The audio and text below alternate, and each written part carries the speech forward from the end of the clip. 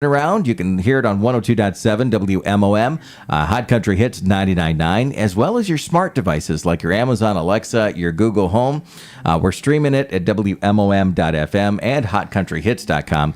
And now you can watch it over the next couple of minutes on our Facebook pages for both radio stations and our YouTube channel. Drew Dostal back in the studio. How you doing, sir? I'm doing great, Chris. How are you? I'm doing okay.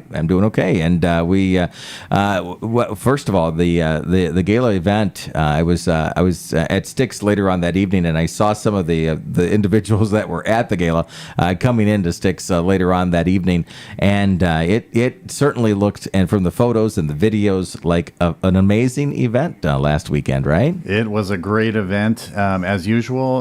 Lots of fun.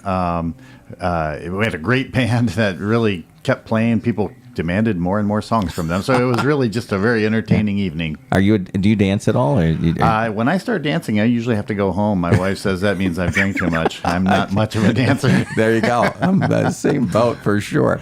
Well, we appreciate you coming in. We're going to be talking about the gala event. We're talking about volunteerism at Corewell Health over the next few minutes, but we've got to make sure that we say hi to this other individual that you have brought with you, Bobbie Severance, Roach, in the studio. Bobbie, how are you today? And thanks for coming in. I'm fine. Thanks, Chris, for having us. Absolutely. And come closer to that microphone, if you don't mind, for us, so that everybody can hear you. Right. And Bobbie, we're going to be talking about your story, because just an amazing amount of heart that you have. You volunteer. You're dedicated to those here in the community.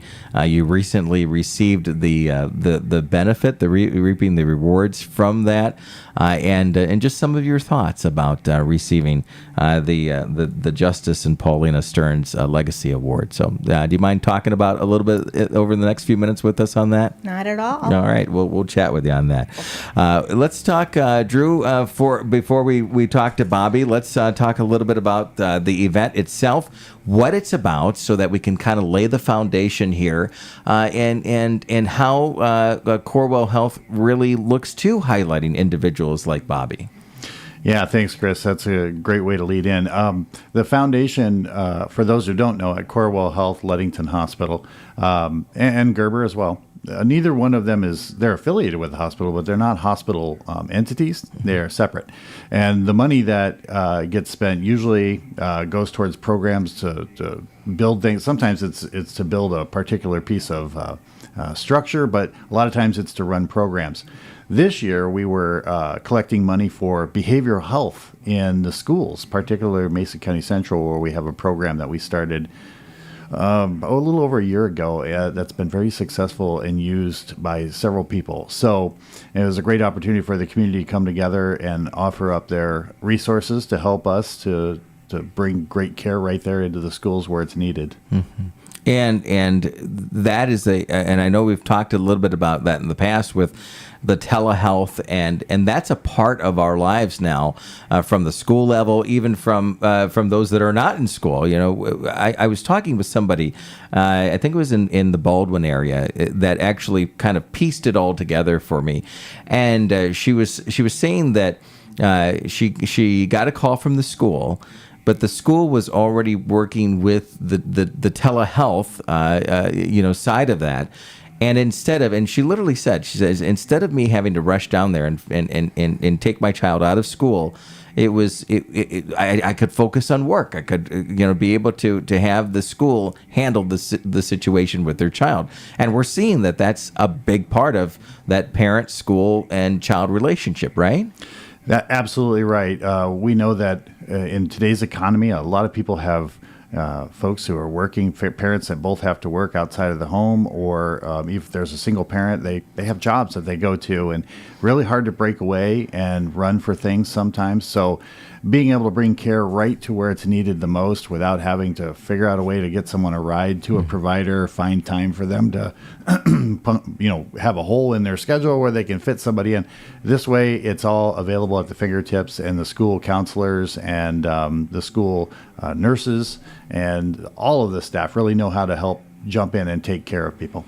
Let's talk about Bobbie in particular. Bobbie, we get a chance to talk about you. Okay, is that okay? Is that Yes, fair? Okay, good. that's okay. Drew, take us, glue the pieces of this together. The gala event, Bobbie's involvement, and as well the raising funds and this initiative that the hospital has moved forward on. Yeah, so for a little background, the Justus and Paulina Stearns Legacy Award is something we've given out for many, many years now, and it celebrates people who are generous in the community, not just with their money, but with their time. People who give back as much as they possibly can, just like the Stearns did, who, for those who don't know, they're the ones who actually gave up their home, one of their homes, for the first hospital we had in our community. And then when it became time to build a hospital, like the one you'll see on Pierre Marquette Lake that still stands there, they built that. And they were the really the spearhead for getting that done. So we decided to celebrate their names in association with the hospital when we do this award. When it comes to people like Bobbie, I mean, she's volunteered for many years in many different organizations, but locally here, since she's moved to the area, around 15 years ago, she's been part of the hospital and Twig Auxiliary, and now she heads up Twig Auxiliary, and she's on the board for the foundation. And then when she's not doing all that, she gives of her time to work in the gift shop at the hospital. So you see her around a lot, which we're very, very thankful. And she just really is the model of what volunteerism is all about. You know, and one of my notes is that has under Bobbie's leadership, over $200,000 generated for the new cancer center, right? Absolutely. And that's something that gives back to the community. As everyone knows, all of our lives have been touched by cancer in some way or another, whether it's a friend or family or ourselves that have gone through this journey. So the volunteers really took that on as an opportunity to give back. And yeah, they've worked hard with different sales that they've had within the hospital, and also with the gift shop, which is phenomenal. If you haven't been in there, it's a great boutique. And they take that money and they give it all back to the community. They don't keep it. It doesn't go to the hospital. It goes back to the community. That's pretty powerful. Bobbie, when you hear, and I know it was more elaborate during the actual ceremony, that the amount of effort, the amount of volunteerism, the amount of dedication that you give to this community and to the hospitals. But when you were at the gala event, when you hear Drew say things like this about you, what's your thoughts about that? Well, it was when I first learned that I was going to be nominated for the award, Gilbert Garcia, who is in the foundation, called me, and I had so many emotions. At first, I didn't believe him, or I didn't understand what he was asking me. And then I felt shock, honor, gratitude. And when Gilbert hung up with me, I cried. Yeah. Because it was, it's such an honor. It's overwhelming. Mm-hmm. Yeah. Why do you think you were emotional? And you mentioned obviously it being an honor to be recognized there. But when I'm listening to you talk about this, I would assume part of that emotion is because it's not a have to, it's a want to dedication, right? It is, most definitely. I love our hospital, and I started volunteering there at first because I moved here and I didn't know anybody. And it's a great place to meet friends and give of yourself to something, and I really enjoy what I'm doing there. It's powerful. You have to, in your role, know that history, like what Drew was mentioning just a moment ago. What can you tell us about the history of the hospital and Ludington, or what do you like to share about Corewell Health now? Well, to start, the ladies that really became the first hospital employees in 1905 were doctors' wives, and I'm not sure they had medical training, but they were willing to jump in there and talk about things. when I first got here, we were Memorial Medical Center, and then we became Spectrum Health, and now Corewell Health. And we have a network of wonderful hospitals that if we have something that maybe our hospital can't do, we have Grand Rapids, and so we have this great network now of care, and so it's... And that's important to you. And you brought up and the community, of course, you brought up a very good point. And I think this will come out as we talk this morning. And if you're just joining us, we're talking with Drew Dostal, president of Corewell Health Ludington, and as well Gerber Hospital, and as well Bobbie Severance Roach, and Bobbie just received the Stearns Legacy Award just last weekend, which was a huge honor, obviously, for you. But a point that I think is so important that might get lost from time to time is the fact that people who want to volunteer do not necessarily have to have that medical background. They just have to have the drive to want to volunteer for the hospital. Because I think there's sort of that idea of you have to be connected somehow that way, but you really don't. Is that correct?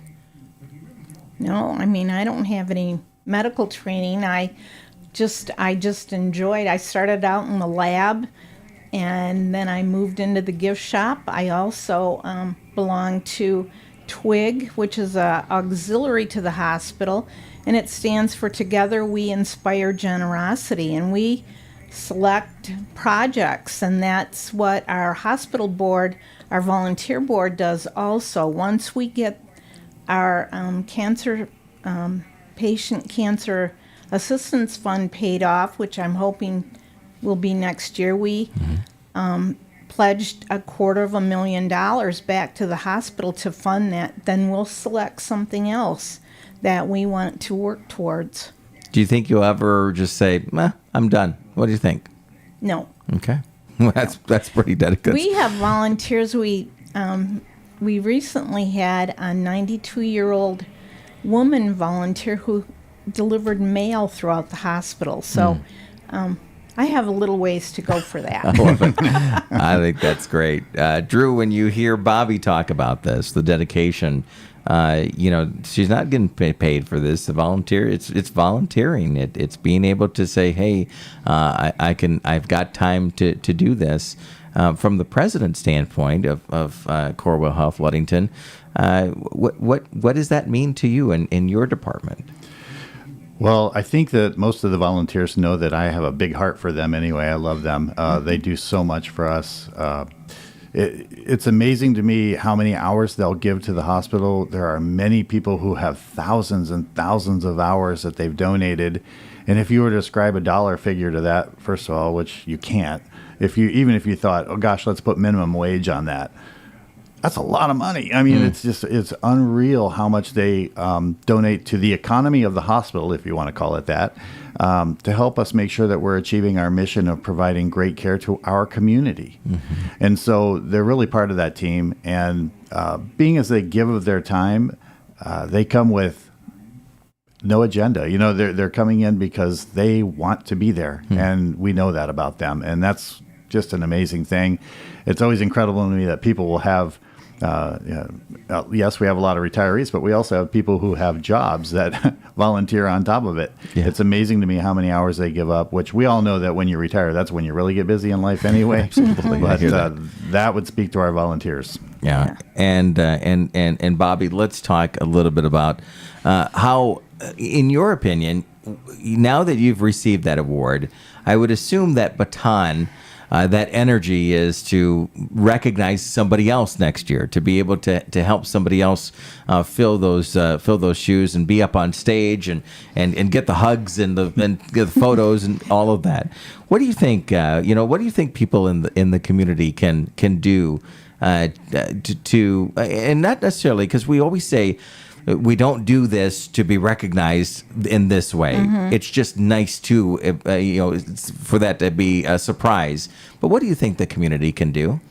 Well, I'm really impressed with our community as a whole about how giving they are. And people are really busy, but I always think that you could give our shifts for the volunteers are about 4 hours a week or more if you want to do more. And I think people have 4 hours to spare. And if they don't have that, then we have a lot of talented ladies for Twig organization that create.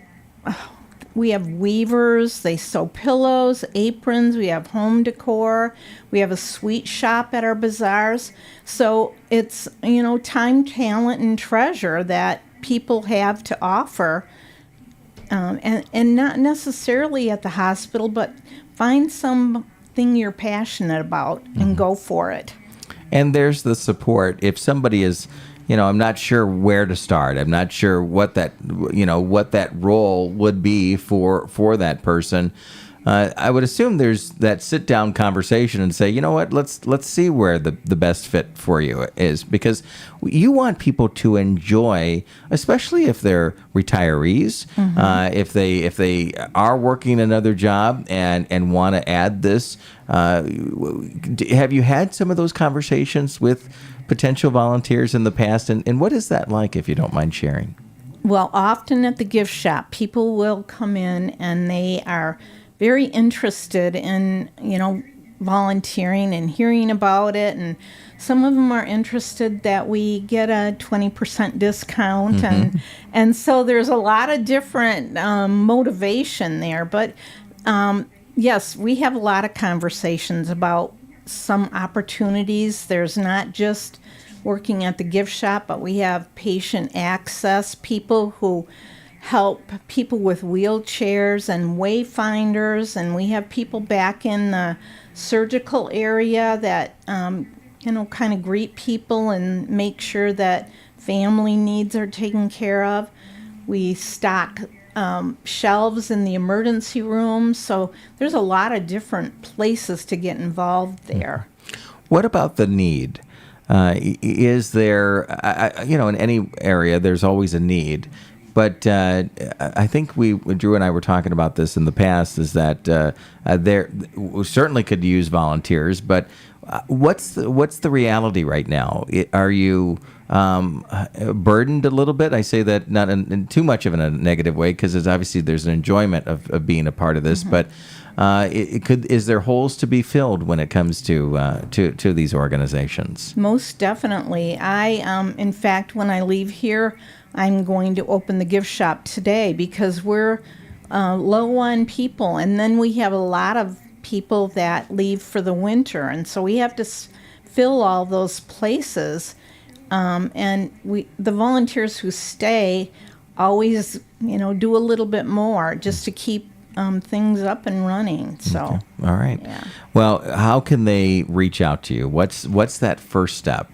There's a volunteer coordinator that is at Gerber Hospital, and she comes here a couple times a week. Her name is Sue Sieben, and we have her phone number at the gift shop. We have her email address, so if people are interested, they can stop in and talk to me. I'm there Wednesday afternoons and a lot of other days. And then for Twig, we have a lot of opportunities to have new crafting, if you know how to do something well. I'm part of the kitchen team at Twig, because I'm not real crafty myself, but there's a lot of opportunities to get involved there, and we have a real group of nice people there too. All right, love to hear that. So really reaching out, the gift shop, saying hi to you, and just sparking up that conversation. Any volunteer will be able to help them. Yes. All right, Drew. What is, as we wrap up this morning, what's your direct message to Bobbie, if you don't mind sharing, and maybe it's part of that message that you had on stage just this past weekend? Yeah, I won't try to duplicate what I said on stage, but because nobody wants to hear me give a speech. It's all right. But Bobbie knows, and she's heard it from me before, that I am very thankful. I really care for what she's doing. It's quality work. She makes it a happier place everywhere she goes. It seems like people are blessed with her personality and just feel her joy and her love, which is an amazing thing. And when people come to the hospital, I always tell people it's usually not their best day. Right. So we really want to provide that opportunity for people to feel like we really do care. And I'm happy to say that Bobbie really embodies that for us. And no matter where you see her, she's showing that. All right. Thank you, Drew. That's pretty powerful. Drew Dostal, president of Corewell Health, Ludington, and Gerber Hospital as well. Bobbie, congratulations on receiving that award, and hopefully you've put it somewhere in your house that you can just look from time to time and know that you're doing amazing out there. It is an absolutely beautiful award. I was just so amazed at. I thought I might just get a little wooden plaque, but this is a gorgeous award, so I will cherish that one. It's very cool. Very much. All right, sounds great. Thank you for coming in, Bobbie. We appreciate you. Thank you, Chris. Absolutely. Drew, thank you for taking some time this morning with us, as always, and we'll chat with you here in the near future.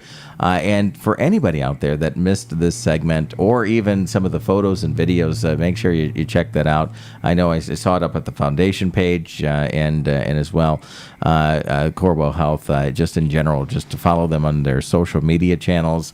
Check out the website and you'll find the opportunity to volunteer. And of course, having that one-on-one conversation with those that do volunteer, I think is very powerful, just like this morning.